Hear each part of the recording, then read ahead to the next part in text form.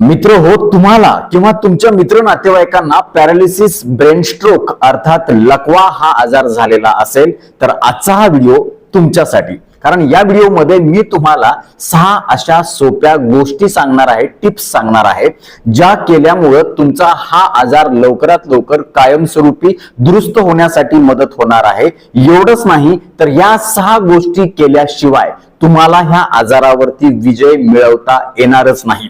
विनंती असेल की हा व्हिडिओ पुढे न पळवता शेवटपर्यंत नीट लक्ष देऊन ऐका, प्रत्येक मुद्दा आणि त्याच्या मागचं शास्त्र समजून घ्या.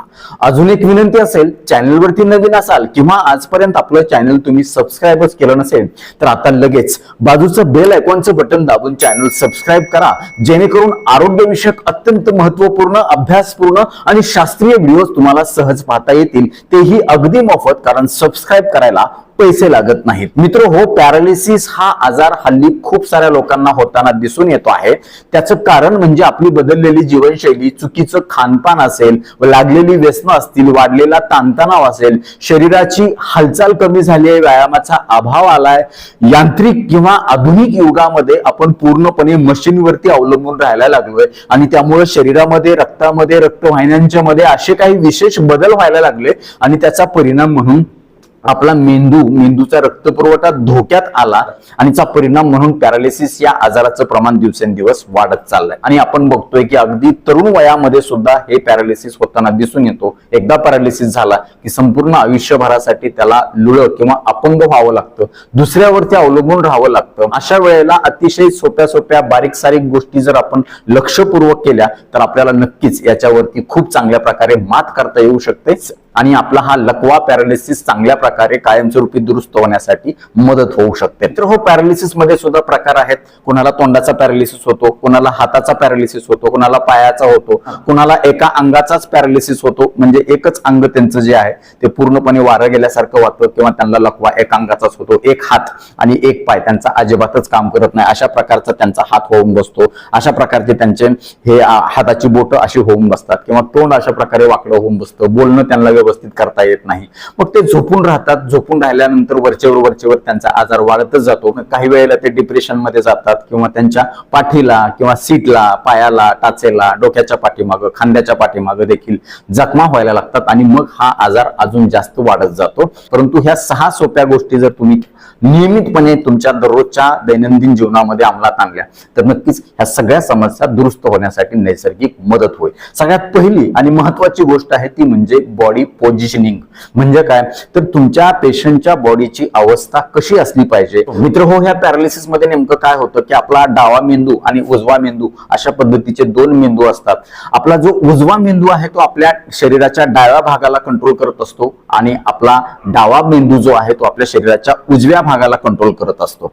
अशा वेळेला जेव्हा डाव्या मेंदूमध्ये कुठेतरी काही गडबड होते तेव्हा उजवा भाग हा लुळा पडतो आणि त्याच्या उलट उजव्या मेंदूमध्ये कुठं काही गडबड होते, रक्तपुरवठा कमी होतो किंवा तिथं काही खराबी, अडथळा निर्माण होतो, तेव्हा डावी बाजू ही बाजूला लकवा बसतो आणि मग अशा वेळेला त्या पेशंटला पूर्ण दिवसभरासाठी झोपूनच राहावं लागतं. त्याचं चालणं, फिरणं, बसणं, उठणं पूर्णपणे बंद होतं. याला विलाज नसतो कारण तो स्वतःहून उठूच शकत नाही. परंतु जेव्हा झोपलेला असतो तेव्हा त्याची पोझिशन ही अत्यंत महत्वाची असते.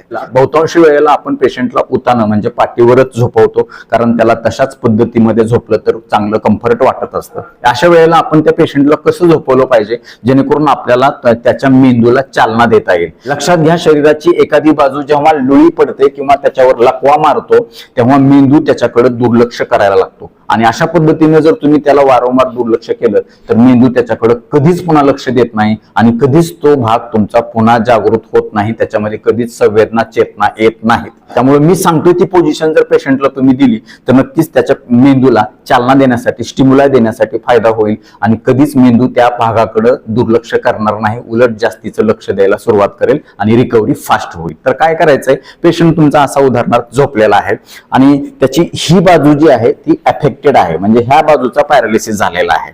तर अशा वेळेला काय करायचंय, त्या पेशंटचं जे काही सामान असेल, पाणी असेल म्हणा किंवा मोबाईल असेल, पेपर असेल, पुस्तक असतील, टेबल असेल किंवा जी काही ट्रॉली ठेवलेली आहे, तुम्ही या बाजूला ठेवा त्यानं काय होईल की जेव्हा त्या पेशंटला काही घ्यायचं आहे तेव्हा सगळ्यात पहिल्यांदा मेंदू काय करेल, त्याचा विचार करेल, उजवा हात उचलण्यासाठीचा कमांड देईल आणि त्याला सांगेल की उजवा हात उचला आणि ती वस्तू घ्या.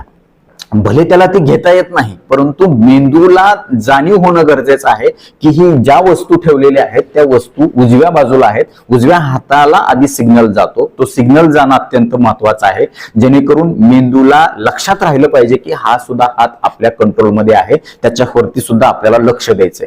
पण जर तुम्ही उलट्या हाताला ठेवलं, हा हात एकदम चांगला आहे, तिकडे ठेवलं तर तुम्ही सगळं व्यवस्थित, पेशंट त्या व्यवस्थित घेईल, सगळी कामं व्यवस्थित होतील, परंतु मग मेंदूचं लक्ष ह्या भागाकडून पूर्णपणे विचलित होईल. ही खूप मोठी चूक बरेच जण करतात.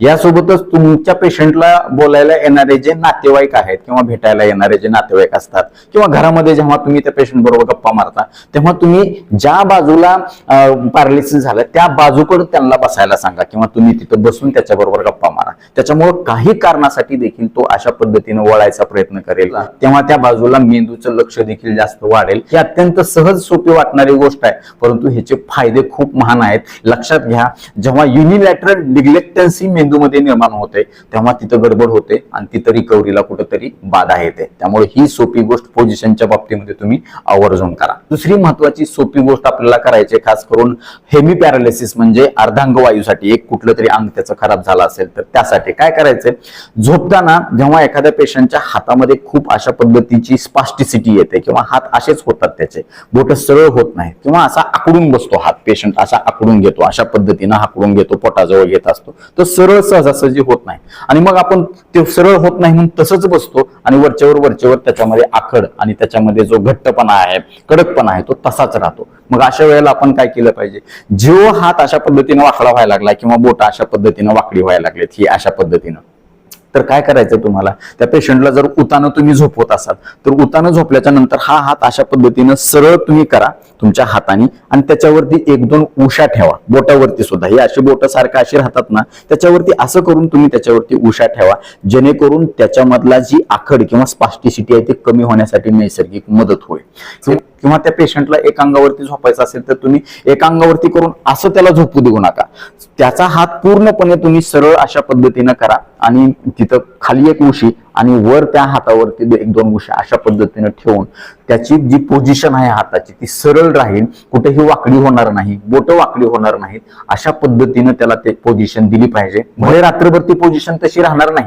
परंतु अगदी सुरुवातीला किंवा काही काळापुरती सुद्धा ती जरी राहिली तरी मेंदूला कळेल की बाबा आपल्याला हात हा सरळ ठेवायचा, वाकडा करायचा नाही. मेंदूला कळवणं, सारखं सारखं चेतना, स्टिम्युलेशन देणं हे पॅरालिसिसच्या पेशंटमध्ये अत्यंत महत्वाचं आहे. माऊली तुम्ही फक्त करून बघा, नक्कीच तुमचा पेशंटचा जो कायमस्वरूपी असा हात वाकडा होण्यापासून बचाव होईल, त्याला पूर्णपणे डिसॅबिलिटी होण्यापासून कुठंतरी बचाव होईल, स्पास्टिसिटी किंवा आखड कमी होण्यासाठी याच्यामुळे मदत होईल. तिसरा महत्वाचा मुद्दा आहे की पेशंटला जेव्हा आपण एका जागेवरून दुसऱ्या जागेवरती नेत असतो किंवा बेडवरून तुम्हाला खुर्चीवर बसवायचं आहे, चेअरवरती बसवायचे, व्हीलचेअरवरती बसवायचे किंवा आंघोळीला न्यायचंय किंवा अजून कुठं तुम्हाला त्याला शिफ्ट करायचंय, तर अशा वेळेला बरेच लोक एक कॉमन चूक करतात की त्या पेशंटच्या असं इथं खांद्याला धरतात.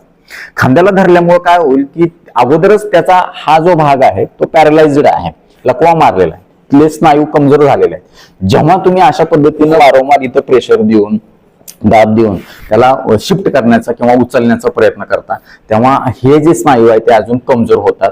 हिथली जी सांध्यातली जी हाड आहे ती एकमेकावरती घासून तिथं झीज होऊ शकते किंवा सबलक्झेशन होऊ शकतं, डिस्लोकेशन होऊ शकतं आणि तिथं दाह, वेदना, सूज येऊन हा देखील जो सांधा आहे तो पूर्णपणे खराब होऊ शकतो. त्यामुळे ही देखील तुम्ही चूक करू नका. मग ह्याच्या अशा वेळी कशा पद्धतीने आपण पेशंटला उचललं पाहिजे, कुठं धरलं पाहिजे, कुठं सपोर्ट दिला म्हणजे आपल्याला हा त्रास कमी करता येईल, तर पेशंटच्या ज्या बरगाड्या असतात, हे इथला जो भाग आहे तर इथं तुम्ही पकडलं पाहिजे. अशा पद्धतीनं शक्यतो दोघा जणांनी अशा पद्धतीने दोन्हीकडून इथं सपोर्ट दिला तर नक्कीच इथला जो त्रास आहे तो कमी होण्यासाठी मदत होईल आणि त्याची शिफ्टिंग खूप चांगल्या प्रकारे तुम्हाला करता येईल हे अशा पद्धतीनं धरल्यामुळं. तर ही झाली तिसरी महत्वाची गोष्ट शिफ्टिंगच्या बाबतीमध्ये. आता चौथी महत्वाची गोष्ट आहे ती म्हणजे तोंडाच्या पॅरालिसिससाठी बहुतांश वेळेला पेशंटचं तोंड असं वाकडं झालेलं असतं आणि त्याच्यामुळे त्याला अजिबातच हालचाल करता येत नाही, बोलता येत नाही, बोलताना स्पष्ट शब्द निघत नाहीत किंवा आपल्याला काय कळतच नाही तो काय बोलायला लागला की, किंवा पाणी पित असेल तर पाणी उघडून येतं, व्यवस्थित त्याला गिळता येत नाही. तर अशा वेळेला पेशंटला काही सोपे सोपे व्यायाम तुम्हाला करायला सांगायचे, जसं की त्या पेशंटला हवा तोंडामध्ये गालामध्ये भरायला सांगायची, किंवा जे फुगे मिळतात बाजारामध्ये ते फुगवायला सांगायचे. तुम्ही म्हणाल डॉक्टर त्यांना फुगवताच येत नाही, परंतु त्याला फुगवायला लावा, ही सुरुवात करा.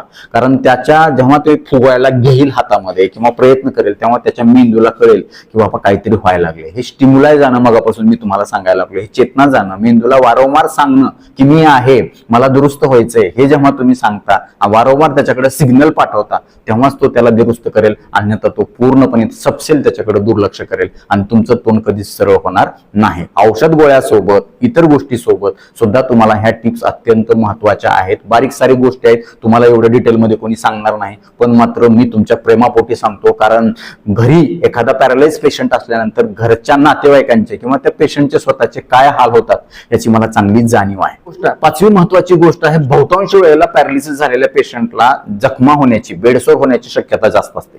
जिथं हाडांची टोकं जास्त प्रॉमिनंट असतात, जास्त ठळक असतात, बाहेर आलेले असतात, तिथं प्रेशर पॉइंटच्या ठिकाणी ह्या जखमा होतात. खास करून डोक्याच्या तिथं, काठ पाठीमागच्या बाजूला, खांद्याच्या ज्या शोल्डर ब्लेड्स आहेत पाठीमागं तिथं होऊ शकतात, किंवा मणक्याच्या तिथं सॅक्रम बोन किंवा जिथं आपलं माकड हाड आहे तिथं होऊ शकतं. दोन्ही सीटला प्रेशर पॉइंट आहेत तिथं देखील होऊ शकतात, किंवा ज्या टाचा आहेत आपल्या टाचा, अशा पद्धतीने पेशंट झोपलेला असतो आणि टाचा पूर्णपणे जमिनीवरती असतात. हे प्रेशर पॉइंट झाल्यामुळं किंवा तिथं कसलीच हालचाल न झाल्यामुळं, तिथलं रक्ताभिसरण मंद झाल्यामुळं तिथं इन्फेक्शन व्हायला लागतं आणि तिथला भाग हा अल्सरेटिव्ह व्हायला लागतो. मग अशा वेळेला आपण काय केलं पाहिजे की दर 2 तासाला पेशंटची पोझिशन आपण चेंज केली पाहिजे. तिथं हळूवार आपण मसाज केली पाहिजे. तिथला भाग कोरडा राहील याची आवर्जून काळजी घेतली पाहिजे. सोबतच तिथला भाग स्वच्छ राहिला पाहिजे अशी देखील आपण 100% काळजी घेतली पाहिजे. कारण अगोदरच पेशंट हा आजारी आहे, त्याच्यामध्ये जर बेडसोर झाले तर अजून कॉम्प्लिकेशन होतात. त्यातल्या त्यात मग शुगर असेल तर अजून जास्त त्याची गुंतागुंत वाढते. कधी कधी तिथं काळं पडतं, डायबेटिक फूट होऊ शकतो, किंवा ती जखम भरूनच येत नाही, मग त्याच्यामध्ये कधी कधी आळ्या होतात किंवा वास यायला लागतो. तर अशा प्रकारच्या वेदना त्याला होऊ नये म्हणून आपण ही बारीक छोटीशी काळजी घेतली पाहिजे की त्याचं पोझिशन सतत आपण काय केली पाहिजे, चेंज केली पाहिजे आणि त्याला मसाज केला पाहिजे. हवेशीर ती जागा राहिली पाहिजे. जिथं कुठं अशी टोका आहेत हाडांची किंवा प्रॉमिनंट प्लेसेस जिथं प्रेशर पॉइंट्स आहेत तिथं आपण मऊ कुशन काहीतरी ठेवलं पाहिजे. एअर बेड्स असतील किंवा अजून फोम बेड्स असतात ते देखील तुम्ही ठेवू शकता आणि अशा प्रकारे बेडसोरची काळजी तुम्ही घेऊ शकता. आणि दरवेळी तिथं निरीक्षण करा, काय गडबड आहे का, तर तिची व्यवस्थित तिथं मलमपट्टी करा, ते इन्फेक्शन वाढू नये आणि ती जखम लवकर दुरुस्त होण्यासाठी तुम्हाला नक्कीच मदत होईल. आणि 6वी महत्वाची गोष्ट आहे ती म्हणजे आहाराच्या बाबतीमध्ये या पेशंटमध्ये स्नायूमध्ये पुन्हा ताकद येण्यासाठी, हाडांमध्ये किंवा सांध्यामध्ये पुन्हा ताकद येण्यासाठी प्रोटीन अत्यंत महत्वाचं असतं. जर तुमचा पेशंट हा नॉनव्हेज खात असेल तर त्याला रोज 1-2 अंडी आवर्जून द्या, किंवा काही चिकन असेल तर ते तुम्ही देऊ शकता. आणि व्हेजिटेरियन असेल, नॉनव्हेज खात नसेल तर त्याला वेगवेगळ्या प्रकारच्या डाळी, मुगाची डाळ, तुरीची डाळ, ताक, दूध, दही असेल आणि पनीर असेल हे देखील आवर्जून द्या. कारण या सगळ्यांच्या मध्ये खूप चांगलं प्रोटीन आहे. किंवा बदाम देऊ शकता, भिजवलेले शेंगदाणे तुम्ही देऊ शकता. या प्रोटीन मिळालं की त्यांच्या शरीरामध्ये स्नायूमध्ये ताकद येण्यासाठी मदत होईल. दुसरी महत्वाची गोष्ट असते ती म्हणजे फायबर. बहुतांशी पेशंटला बेडरिडन असल्यामुळं, सिडेंटरी असल्यामुळं, हालचाल नसल्यामुळं बद्धकोष्ठता होण्याची शक्यता असते. मग अशा वेळेला जर तुम्ही त्याचं पाण्याचं प्रमाण वाढवलं आणि त्याच्या आहारामध्ये हिरव्या पालेभाज्या, फळभाज्या आणि सालीसहित खाता येतील अशी फळं जर दिली आणि सोबतच जे धान्य तुम्ही देणार आहेत त्याला, ज्वारी किंवा गहू, शक्यतो गहू देऊ नका पॅरालिसिस झालेल्या पेशंटला, ज्वारीचं तुम्ही अन्न द्या. आणि ज्वारी करत असताना ती संपूर्ण धान्याची पीठ जे आहे ते देऊ शकता. म्हणजे त्याचा जो कोंडा आहे तो तुम्हाला अजिबात काढायचा नाही. कारण हा कोंडा किंवा ह्या हिरव्या पालेभाज्या, फळभाज्यांच्या मधले जे फायबर तंतुमय पदार्थ आहे ते पोट साफ होण्यासाठी खूप चांगली मदत करतात. यासोबतच हेल्दी फॅट त्यांना द्या. हेल्दी फॅट म्हणजे असं फॅट ज्याच्यामध्ये ओमेगा 3 फॅटी ऍसिड्स आहेत. याच्यासाठी 2 चमचे त्याला जवस तुम्ही आवर्जून द्या. भोपळ्याच्या बिया द्या, किंवा रोज 1-2 अक्रोड तर त्याला 100% द्याच द्या. कारण याच्यामध्ये चांगले ओमेगा 3 फॅटी ऍसिड्स आहेत जे मेंदूसाठी, रक्तवाहिन्यांसाठी आणि आपल्या हृदयासाठी अत्यंत महत्वाचे आहेत. जेणेकरून रक्तपुरवठा सुधारेल, मेंदूची कार्यक्षमता वाढेल आणि पॅरालिसिस कमी होण्यासाठी मदत होईल. आता यासोबतच जी फळं आहेत, सीझनल फळं खास करून, मग संत्री असेल, मोसंबी असेल किंवा अजून काही गोष्टी आहेत, द्राक्ष आहेत, वेगवेगळ्या प्रकारच्या बेरीज आहेत, पेरू असतील, याच्यामध्ये असणारे अँटीऑक्सिडंट, विटॅमिन्स, खनिज, मिनरल्स हे पेशंटला लवकर रिकव्हरी करण्यासाठी मदत होते. जास्तीत जास्त नैसर्गिक आहार पेशंटला तुम्ही दिला पाहिजे. आणि अजून एक महत्वाची गोष्ट, एकदाच पेशंटला जास्त खायला देऊ नका. थोड्या वेळाला थोडा हलका आहार द्या. संध्याकाळचं जेवण 7च्या आतच त्याला दिलं पाहिजे. जर त्याला गिळायला त्रास असेल तर एकदम पातळ पेस्ट करून तुम्ही त्याला दिली पाहिजे. चमच्यानं खाऊ घातलं पाहिजे. त्याला ठसका लागणार नाही. एखादा अन्नाचा कण त्याच्या फुफ्फुसामध्ये, श्वासनलिकेमध्ये जाणार नाही ह्याची देखील खबरदारी घ्यावी लागते. जेवण करत असताना थोडंसं त्याला प्रॉपर करून, म्हणजे छातीची वरची जी बाजू आहे शरीराची ती अशा पद्धतीने वर करून व्यवस्थित पोझिशन देऊनच त्याला खायला दिलं पाहिजे. त्याच्यानंतर त्याची इथली आजूबाजूची जी स्वच्छता आहे जेवण झाल्यानंतर ती व्यवस्थित केली पाहिजे, जेणेकरून त्यांना रिकव्हरी होण्यासाठी चांगली मदत होईल. आणि सगळ्यात महत्वाचं, अशा पेशंटला खूप मानसिक आधार द्या, वारंवार धीर द्या. तू लवकर बरा होशील, लवकर चांगला ठणठणीत होशील, आपण चांगले प्रयत्न करू, आम्ही व्यवस्थित काळजी घेऊ अशी खात्री त्याला द्या, जेणेकरून तो डिप्रेशन मध्ये जाणार नाही. कारण हे डिप्रेशन ह्या आजारामध्ये अत्यंत गंभीर असतं. जेव्हा अशा प्रकारचं डिप्रेशन त्याला येतं तेव्हा त्याला कधीच रिकव्हरी होत नाही. त्यामुळे त्याची मानसिकता चांगली आनंदी राहील. त्याला देवाची गाणी ऐकायला सांगा, किंवा तुम्ही त्याच्या जवळ बसून भजन म्हणा, एखादं मंत्र म्हणा, किंवा रामकृष्ण हरी असा जरी मंत्र त्याला दिला तुम्ही तरी तो स्वतःहून म्हणेल, किंवा त्याच्या समोर त्याच्या आजूबाजूला तुम्ही हा मंत्र म्हणत राहा. नक्कीच खूप चांगल्या प्रकारे ह्याला रिकव्हरी होण्यासाठी मदत होईल. तर नक्कीच मित्र हो, ह्या 6 टिप्स तुम्ही आजपासूनच तुमच्या ह्या पॅरालिसिस झालेल्या पेशंटला लागू करा, त्याची अंमलबजावणी करा. खूप चांगले रिझल्ट अगदी 15 दिवसामध्ये, महिन्यामध्ये तुम्हाला बघायला मिळतील. आजपासून अशा प्रकारच्या ह्या टिप्स फॉलो करायला कोण सुरुवात करणार आम्हाला कमेंट बॉक्समध्ये आवर्जून कळवा. आता वेळ झालेली आहे शिट्टीच्या गाण्याची. मी शिट्टीतून गाणं म्हणून दाखवणार, ते गाणं कुठलं आहे हे देखील आम्हाला कमेंट बॉक्समध्ये आवर्जून कळवा.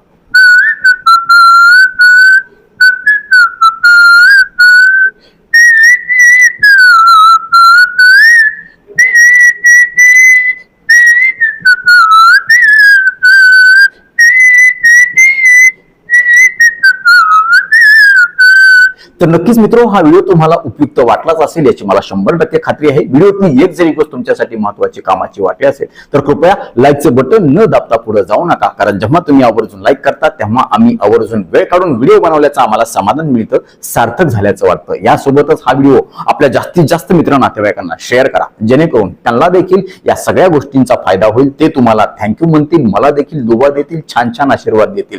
यासोबतच आरोग्याच्या बाबतीमध्ये तुमच्या मनामध्ये काही प्रश्न, शंका असतील आणि माझ्याकडून तुम्हाला वैयक्तिक सल्ला, मार्गदर्शन, उपचार हवे असतील तर खाली दिलेल्या व्हॉट्सअप नंबरवरती आम्हाला हाय किंवा नमस्कार असा मेसेज पाठवा. यासोबतच आमच्या या आरोग्यविषयक कामाला तुम्हाला खरंच मनापासून सपोर्ट करण्याची इच्छा असेल तर आजच आपलं चॅनल जॉईन करा. परत एकदा जाता आठवण करून देतो, विनंती करतो, चॅनल सबस्क्राईब केलं नसेल तर आता लगेच सबस्क्राईब करा. आपल्या मित्र नातेवाईकांना देखील आवर्जून सबस्क्राईब करायला सांगा. कारण तुम्ही केलेलं सबस्क्रिप्शन, तुम्ही केलेल्या लाईक्स आणि तुम्ही केलेल्या छान कमेंट्स हेच आमच्यासाठी टॉनिक असतं. ज्या टॉनिकच्या बळावर, जोरावर या पुढच्या काळामध्ये आम्ही अजून चांगले आरोग्यविषयक शास्त्रीय माहिती देणारे व्हिडिओ बनवू, त्यासाठी आम्हाला प्रेरणा मिळेल. तुर्तास आजच्या व्हिडिओमध्ये इथंच थांबूया. लवकरच भेटूया नवीन व्हिडिओमध्ये नवीन विषयासह. तोपर्यंत आनंदी राहा, निरोगी राहा. धन्यवाद. रामकृष्ण हरी माऊली.